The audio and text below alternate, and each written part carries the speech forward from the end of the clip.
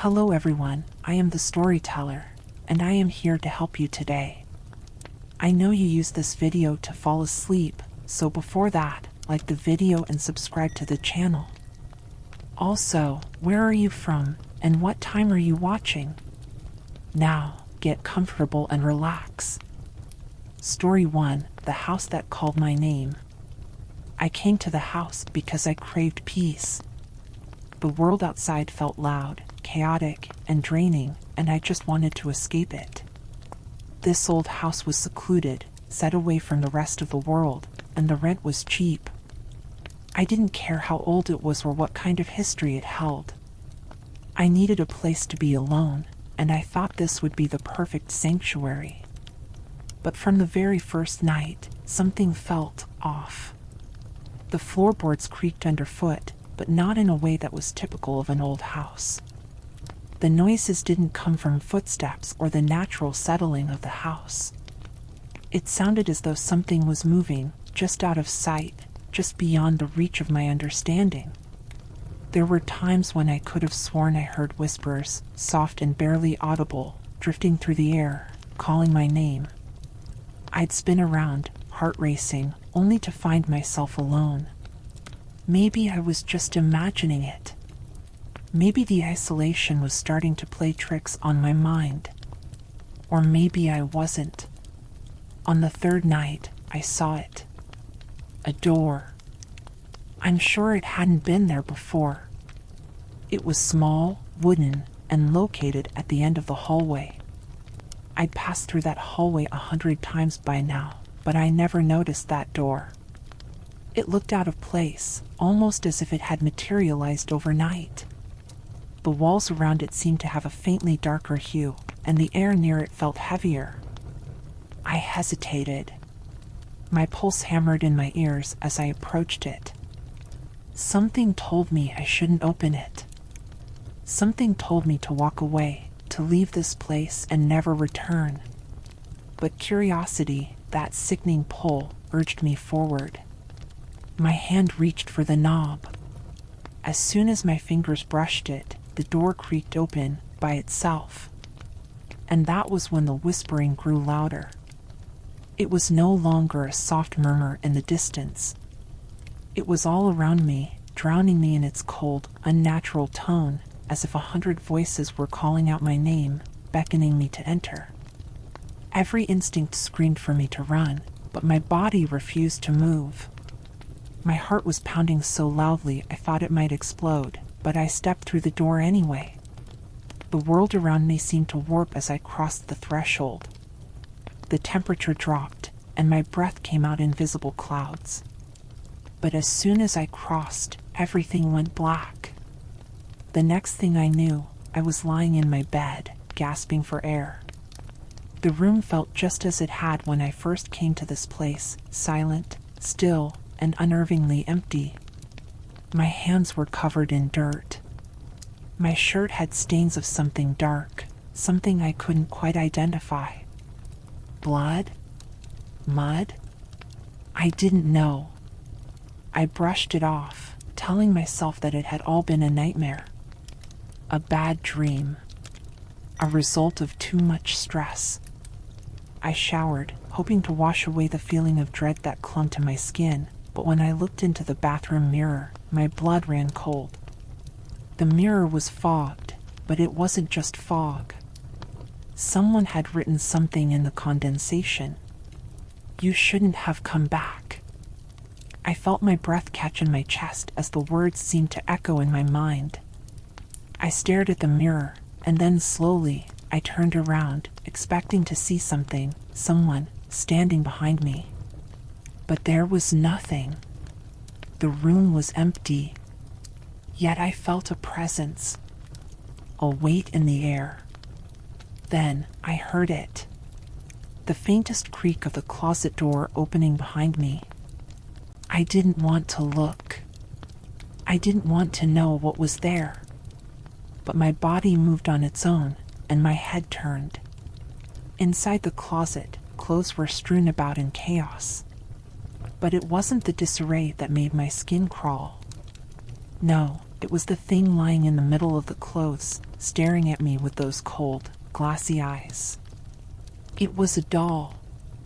An old, ragged thing with a twisted smile sewn onto its face. Its head was tilted at an unnatural angle, its glass eyes locked onto me with an intensity that made my stomach churn. And then it blinked. I stumbled backward, my heart racing. This couldn't be real. Dolls don't blink. They don't move. But there it was, sitting up, its eyes still fixed on me. I turned to run, but the room felt different. The air turned icy, and I felt as though the walls were closing in on me. The lights flickered, then went out completely, plunging the room into total darkness. I tried to open the door, but it wouldn't budge. I pressed my shoulder against it, slammed my body into it, but it felt like something heavy was holding it shut. And behind me, the doll was gone. The wind howled through the room, even though the windows were closed tight. The cold seeped into my bones, and I could hear something else now, whispers, so close that I could almost feel them against my skin.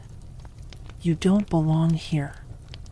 The voice came from the corner of the room. A dark shape shifted in my peripheral vision. I didn't want to turn to face it, but my body betrayed me. Slowly, my head turned. And that's when I saw it. A figure crouched low in the corner, its fingers stretched long and bony, reaching for me. Its face was hidden in shadow, but I could see its eyes, pale, wide, and unnatural. They gleamed, watching me with an intelligence that made my skin crawl. A slow, rattling breath filled the room, and I felt the air grow even colder. It was like I was suffocating under the weight of its presence. I shut my eyes tight, repeating over and over to myself that it wasn't real. This wasn't real. But when I opened them again, the figure was gone. The door was wide open. The room was empty, except for the doll. It was sitting on my bed now, staring at me with that twisted smile. I couldn't take it anymore. I had to leave. I threw my things into a suitcase, my hands shaking so violently that I could barely zip it up. But just as I closed it, the power cut out. The house fell into complete darkness, an oppressive silence surrounding me. And then I heard it.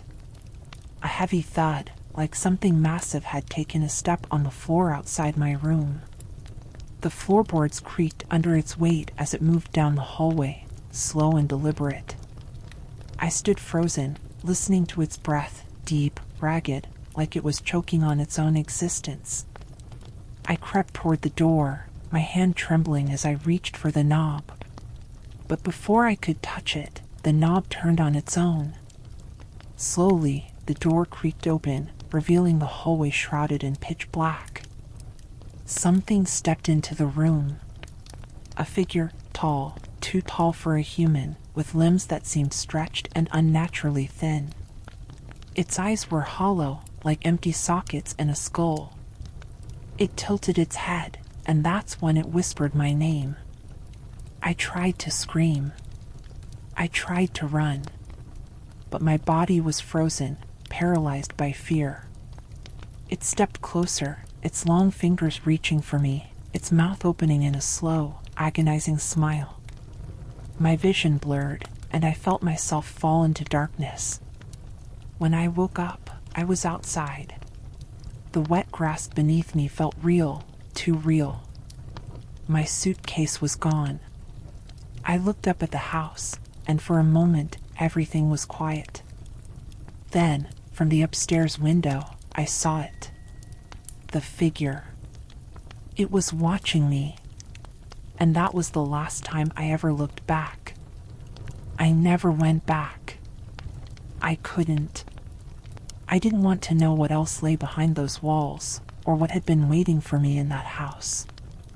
I left it behind, never spoke of it to anyone, and I don't think I ever will. But if you ever find yourself near that house, you may just hear it whispering your name. Story 2: The Forgotten Neighbor. It was just a quiet, suburban neighborhood. The kind of place you expect to see families walking their dogs, kids playing in front yards, and neighbors exchanging pleasantries over the fence. That's why I decided to rent the little house on Oak Street. The rent was reasonable, and the area seemed peaceful. Perfect for someone like me, trying to escape the noise and chaos of the city. The house itself was modest, old but charming, with creaky floors and walls that seemed to whisper when the wind blew. I didn't mind. The sound of creaking floors felt homey, familiar. It was what I had been looking for, a sanctuary from the overwhelming rush of life. But it didn't take long before I started to notice strange things. At first, it was small. The neighbor's house was quiet, but there was something unsettling about it. No lights ever seemed to turn on or off. The curtains were always drawn, and the house was dark, even in the middle of the day. I never saw anyone go in or out.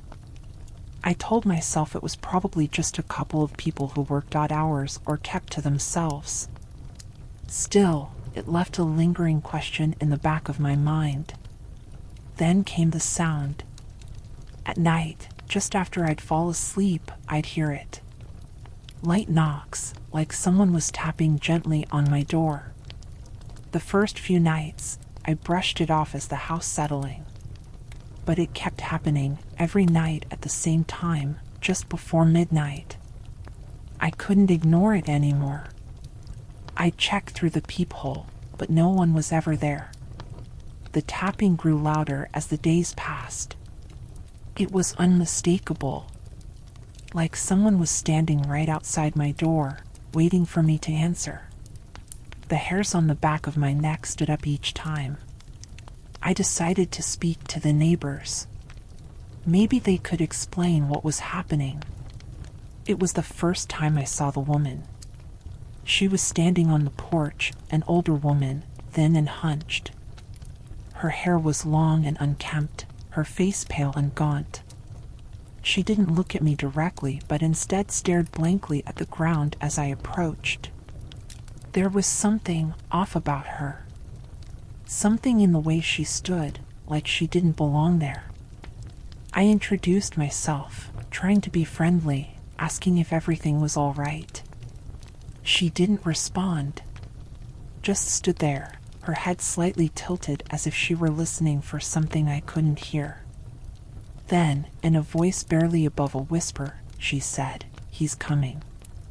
Before I could say anything else, she turned and shuffled back into the house, the door creaking closed behind her.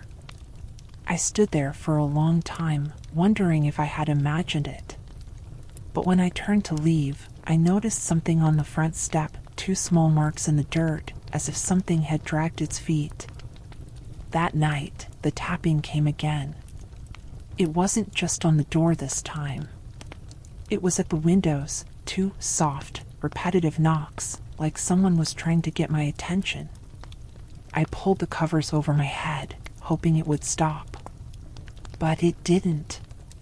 It continued, getting louder, as if whatever it was had no intention of stopping until I responded. I tried to ignore it, but the next day, I couldn't. I went to the neighbor's house again, hoping to speak with the woman, maybe get some clarity. The house was silent, no sound coming from inside, but I could feel something in the air. Something heavy. When I knocked on the door, it opened slowly, creaking as if it had been waiting for me. The woman was standing inside, staring at the floor, her expression blank. I asked her if there was anyone else living in the house, and this time, she answered. "There's no one left," she said in the same hollow tone. "No one, except him." I was about to ask her what she meant when I saw it, a shadow moving at the edge of my vision. I turned quickly, but there was nothing there. Nothing except the dark hallway behind her. I asked if she was all right, if anyone else was living with her. Her eyes shifted to mine, wide and unblinking. She tilted her head to the side again, her voice barely audible.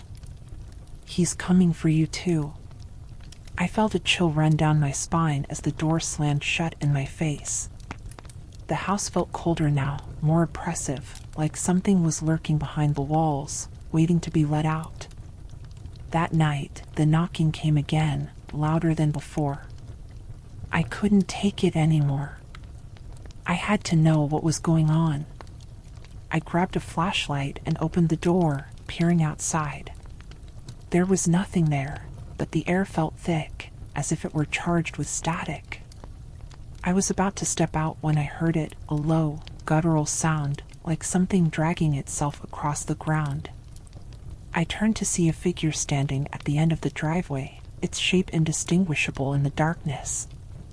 It was tall, too tall, its form shifting unnaturally, like it wasn't fully there. I froze. I couldn't move, couldn't breathe. It was like my body refused to acknowledge what my mind was screaming. It came closer. With each step, the ground beneath me seemed to tremble. The dragging sound grew louder. And then I saw its face. It wasn't human. It wasn't anything I could describe. Its features were stretched and contorted as though the skin had been pulled too tight. Its eyes were wide, black, and empty, no emotion, no life, just pure darkness staring back at me. The air was cold, colder than anything I'd ever felt. My breath was visible in front of me, even though it wasn't winter. I could feel the presence behind me, like the house itself was closing in, watching, waiting for something. The figure stopped a few feet from me.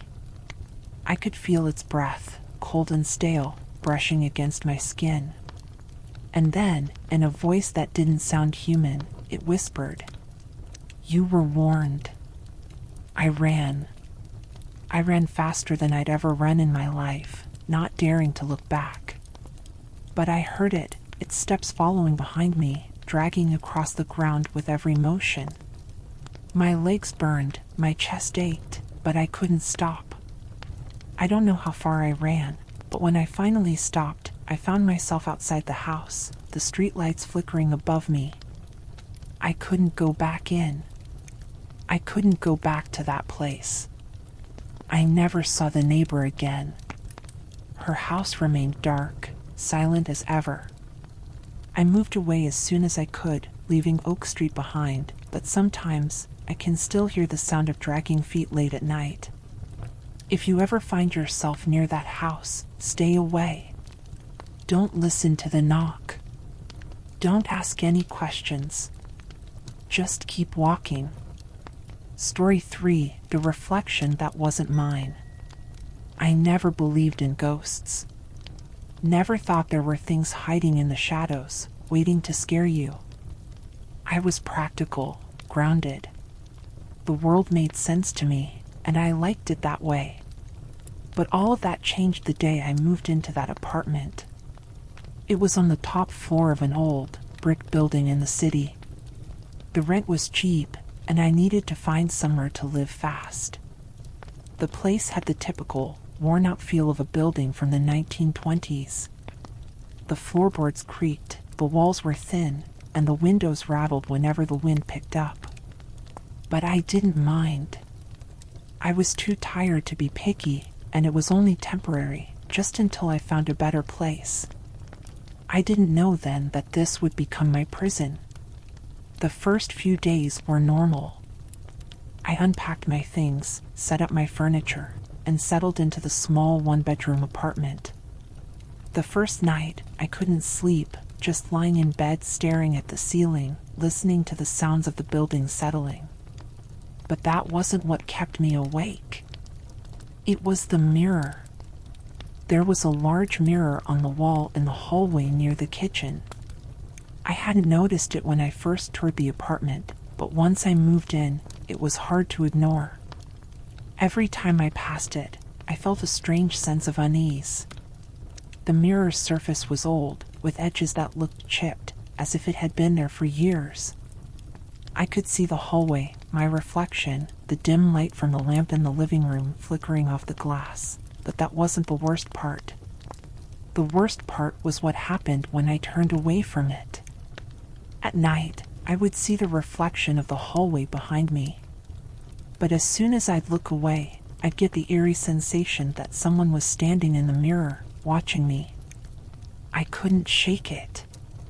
I would check the hallway, but no one would be there. It started happening more frequently. I'd walk into the kitchen, and my reflection would be there, only it wasn't quite right. It was too still, too perfect, like it was waiting for me to move first. Sometimes, when I'd pass the mirror quickly, I could swear that my reflection moved after I did, as though it was just a moment behind me. I tried to tell myself it was nothing. Maybe the apartment's old mirrors were just playing tricks on me, or maybe I was tired from all the moving. But every night, the feeling would grow. The reflection would be waiting, standing perfectly still, its eyes locked on me as I walked past. One evening, I couldn't take it anymore. The feeling of being watched, of something lurking just behind me, grew unbearable. I decided to do something about it. I walked straight up to the mirror and stared into it, determined to face whatever it was. I wanted to see if it was really just my imagination. I stood there for what felt like hours, my eyes locked on my reflection.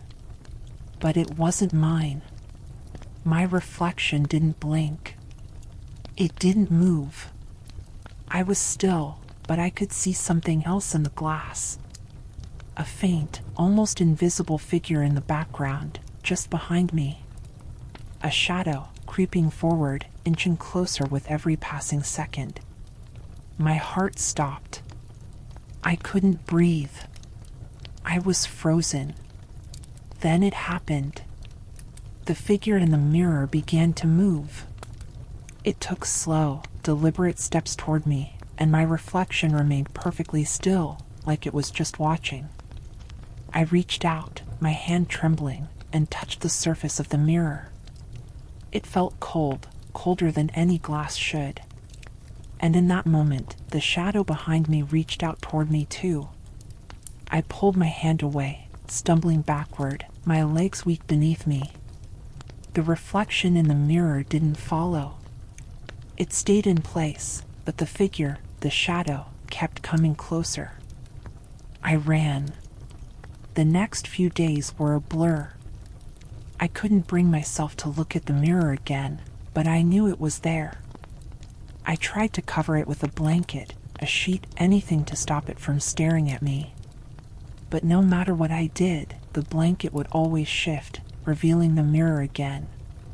The reflection never stopped moving. Then, on the fourth night, something changed. The figure in the mirror started following me, but this time, it wasn't just standing behind me anymore. It was standing right next to me. Every time I looked away, every time I turned a corner, it would be there, just out of sight, but always in the reflection. It would reach its hand out, just inches away from mine. It was becoming more aggressive, more desperate. I couldn't sleep. I couldn't eat. I couldn't do anything without feeling its presence.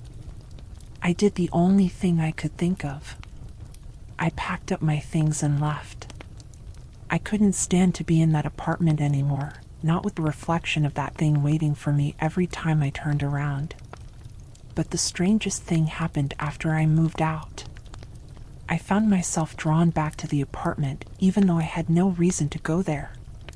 Something told me that the mirror, the reflection, it wanted me back. I tried to fight it. I told myself that I was being foolish, that the apartment was behind me. But every time I closed my eyes, I saw it, the shadow moving, the reflection reaching out to me. And soon, I couldn't ignore it any longer. I went back. But when I arrived, I found the building had been empty. No one was living there anymore.